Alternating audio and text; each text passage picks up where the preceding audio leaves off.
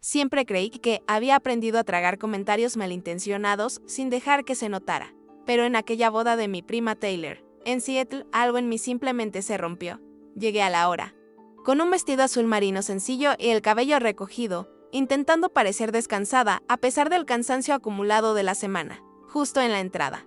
Mi hermana Vanessa me presentó a un grupo de invitados con ese tono de broma que ya se volvió rutina. Esta es la Jenna, nuestra hermana, soltera, funcionaria pública.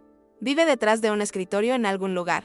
La gente se rió y yo forcé una sonrisa, fingiendo que no dolía, solo que dolía, y mucho. No era la primera vez que eso pasaba. Hace 8 años que escucho versiones distorsionadas de mi propia vida contadas en las reuniones familiares. Como mi trabajo exige discreción y muchas veces no puedo hablar de los casos, les resultó fácil inventar que solo manejo hojas de cálculo o que me paso agendando reuniones para alguien importante. Nunca preguntaron con interés real. Siempre fue más cómodo reducirme a una figurante que lidiar con la verdad que no conocían. Y yo, cansada, lo dejaba pasar hasta ese día. Durante la cena, cuando ya me había resignado a que sería otra noche de aguantar las mismas bromitas de siempre, llegaron los últimos invitados. Los reconocí de inmediato: el fiscal Michael Reyes, la jueza federal Carmen Bell y el jefe de policía Alec Tamasan. Vinieron a saludar a la novia, claro. Pero cuando se cruzaron conmigo, la reacción fue completamente diferente.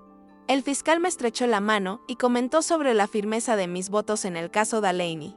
La jueza Bell me llamó meritísima Scott y dijo que era un placer por fin conocerme en persona, y el jefe de policía solo asintió con respeto. Sentí que el aire del salón cambió. Las personas que antes me veían como un detalle ahora miraban con sorpresa. Incluso Vanessa, que siempre parecía segura al minimizarme, frunció el ceño, intentando entender qué estaba pasando. Cuando intenté dar alguna explicación rápida, como quien no quiere entorpecer la fiesta, Vanessa no tardó en cortar: ella solo ayuda entre bastidores. Nada del otro mundo, dijo en voz alta, como si necesitara reforzar su versión. Fue una interrupción casi automática, la misma a la que ya estaba acostumbrada en tantas situaciones, pero allí la reacción fue diferente. Las expresiones de los invitados poderosos mostraban claramente que yo no era solo una ayudante entre bastidores. Ellos sabían exactamente quién era y lo que hacía. Por primera vez, sentí que el intento de ella por borrarme no pegaba. No encontraba espacio, y fue extraño percibir eso. Al mismo tiempo que me dio cierta fuerza, me puso nerviosa, porque estaba claro que una parte de la verdad iba a terminar saliendo a la luz esa noche, aunque yo no hubiera planeado nada. El detonante ocurrió durante los brindis. Yo estaba intentando pasar desapercibida, conversando con una prima lejana, cuando Vanessa decidió hacer gracia otra vez. Tomó la copa, pidió atención y dijo: Jenna siempre ha querido mantener las cosas en secreto. Creo que es como la gente secreta de las plumas. La gente se rió, pero fue esa risa incómoda, de quien no sabe si debe acompañar o no. Sentí que se me encendía la cara, pero esta vez no me lo tragué. Puse la copa sobre la mesa. Me levanté despacio y tomé el bolso. Saqué la credencial que cargo todos los días y leí en voz alta, con toda la calma del mundo: Jenna Scott, jueza de distrito de los Estados Unidos, nombrada a los 34, confirmada por el Senado. El salón quedó en silencio absoluto. Nadie movió un músculo, por primera vez en años. No sonreí para disimular.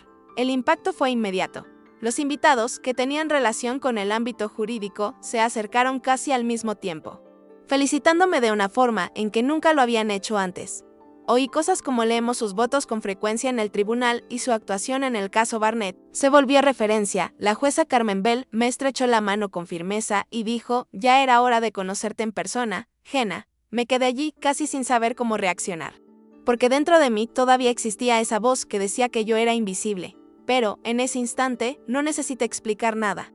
No necesité justificarme. La gente sabía quién era. La verdad estaba expuesta, sin esfuerzo, y vi en las miradas alrededor que la imagen de figurante acababa de ser destruida. Vanessa, por otro lado, no sabía dónde meterse. Intentó reír como si aquello fuera solo una gran coincidencia graciosa, pero nadie la acompañó. El silencio a su alrededor era pesado, diferente de lo que siempre pasaba. Cuando todos reían de sus chistes sobre mí, vi la inseguridad en su rostro por primera vez en años. Cuando alguien preguntó por qué nunca habían hablado de mí de esa forma, tropezó con las palabras y dijo: ella nunca contó nada.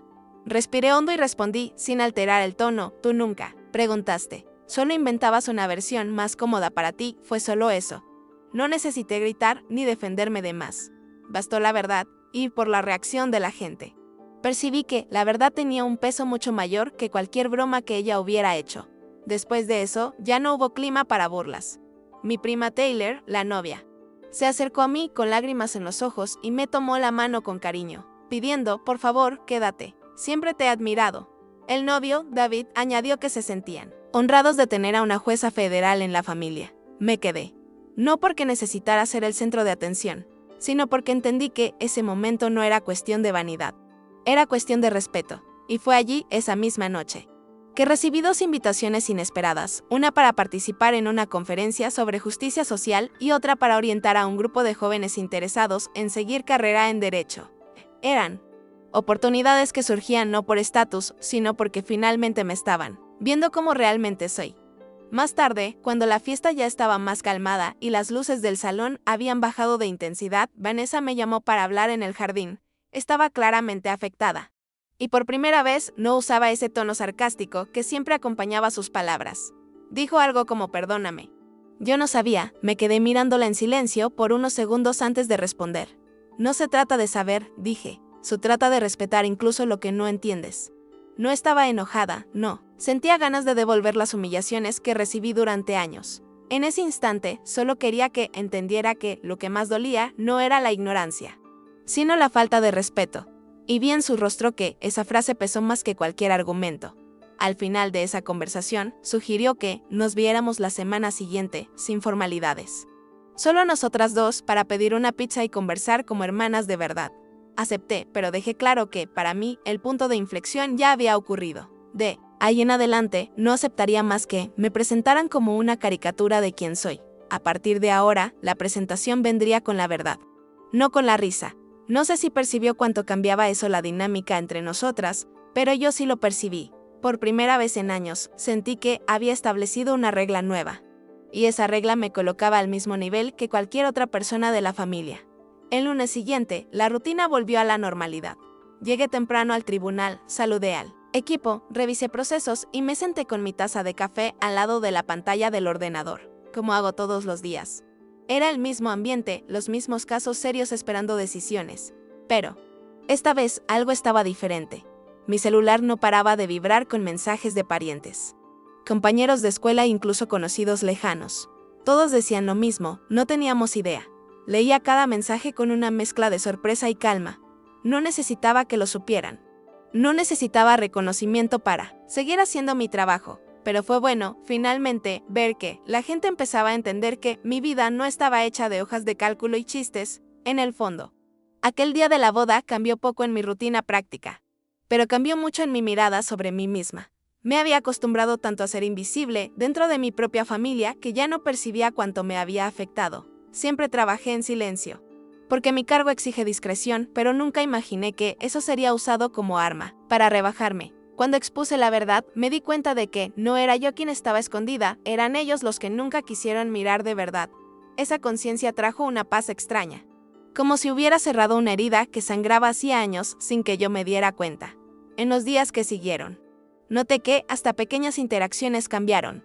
Colegas del tribunal, que ya me respetaban por el trabajo, empezaron a tratarme con aún más consideración, como si el episodio hubiera dado una dimensión mayor a lo que yo representaba.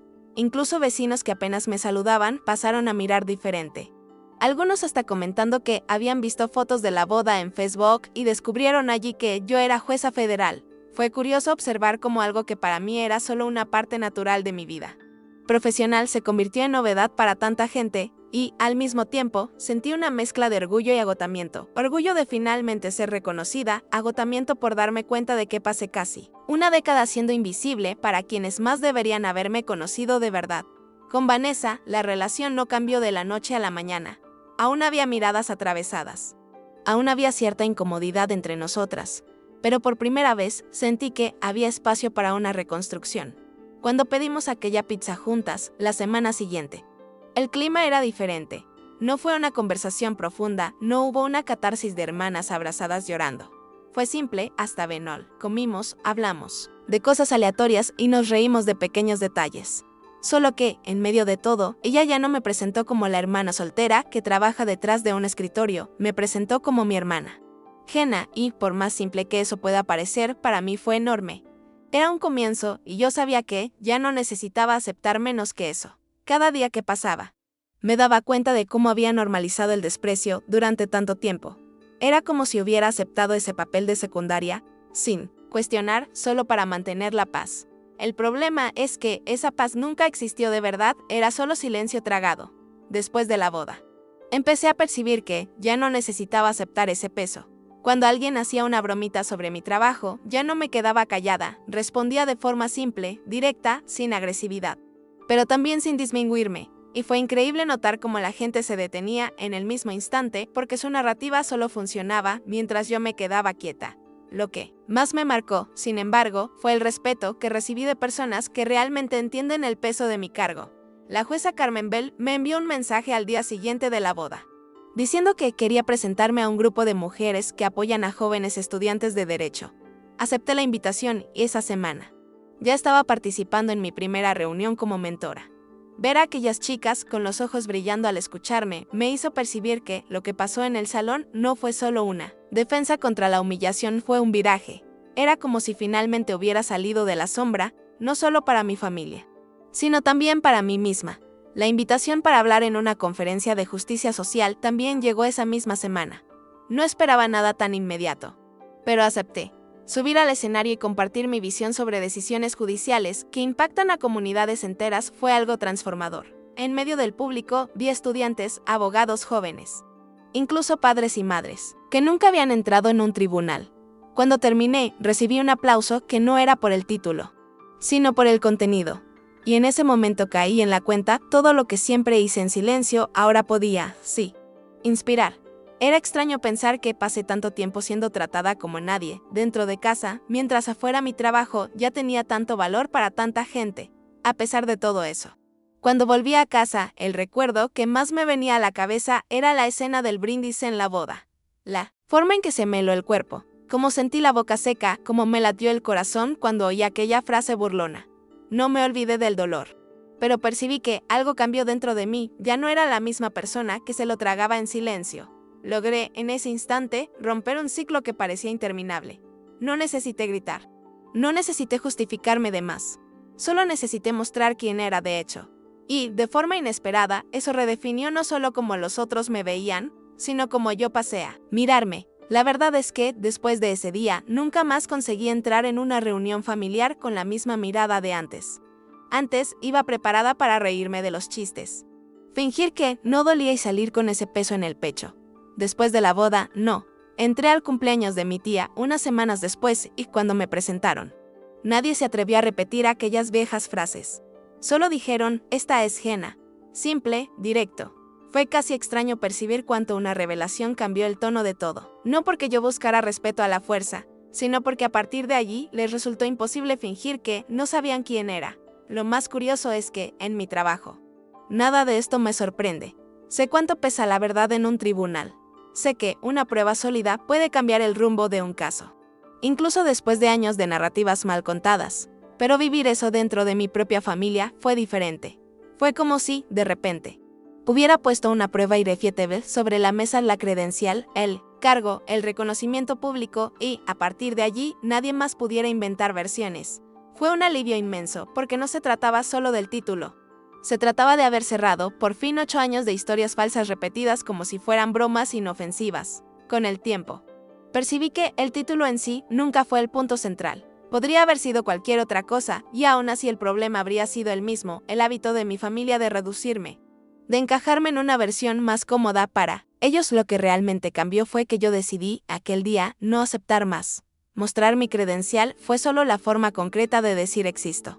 Construí mi historia, y ustedes no pueden borrarla. La sensación de haber roto por fin ese ciclo fue más poderosa que cualquier aplauso o elogio que recibí esa noche.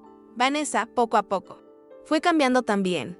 No se convirtió de repente en la hermana perfecta, ni pasó a admirarme sin reservas, pero hubo un esfuerzo. Lo noté cuando, en otra reunión familiar, ella misma me presentó de forma respetuosa, sin ironías, sin disminuirme. Fue sutil, pero noté que había entendido el mensaje. Tal vez no por completo, tal vez aún por orgullo. Pero lo entendió, y eso ya fue suficiente, porque, por primera vez en mucho tiempo, No salí de un encuentro familiar con esa sensación de ser invisible. Salí con la certeza de que mi presencia estaba finalmente al mismo nivel que la de todos, aún hoy. Cuando recuerdo aquella noche en Seattle, se me encoge el estómago. No por el bochorno, sino por el recuerdo de cuánto soporté en silencio antes de reaccionar. Me acostumbré a creer que ser fuerte era aguantar callada, cuando, en realidad, la verdadera fuerza fue elegir levantarme en ese momento y exponer quién era de verdad. No fue planeado, no fue un discurso ensayado. Fue instinto, fue supervivencia. Y, sin darme cuenta, ese gesto simple cambió toda la dinámica de mi vida, tanto dentro como fuera de la familia. No sé explicar exactamente de dónde vino el coraje en ese instante. Solo sé que, si no hubiera mostrado mi credencial aquella noche, quizás todavía hoy estaría cargando el mismo peso de invisibilidad. Ahora, cuando entro en cualquier lugar, recuerdo que no necesito probar nada a nadie, mi historia ya prueba por mí. La boda de mi prima no fue solo una fiesta familiar, fue el día en que, sin gritar, sin pedir, finalmente fui vista. Y eso es lo que cargo hasta hoy, la certeza de que, cuando la verdad aparece, nadie puede borrarla.